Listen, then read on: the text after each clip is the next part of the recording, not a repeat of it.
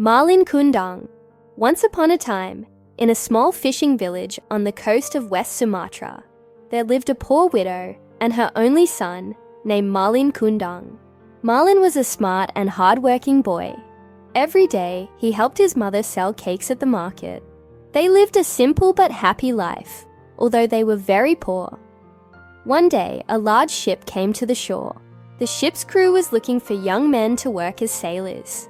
Malin wanted to join them so he could earn money and make his mother proud. His mother was sad to let him go, but finally agreed. She hugged him and said, "Be careful, my son. Don't forget me." Malin promised he would return. Years passed, but Malin never came back.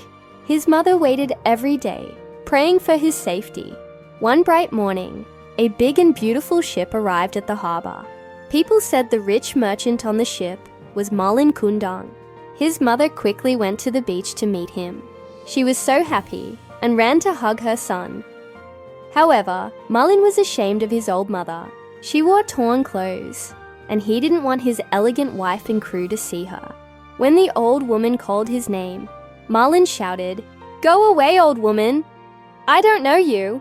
His mother was shocked and heartbroken. With tears in her eyes, she prayed to God to punish her ungrateful son.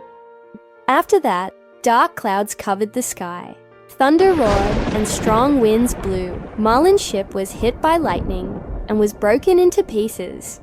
When the storm ended, the villagers saw a statue of a man lying on the beach. It looked exactly like Malin Kundang. From that day on, the villagers believed that the stone was Malin, who had been cursed for denying his mother.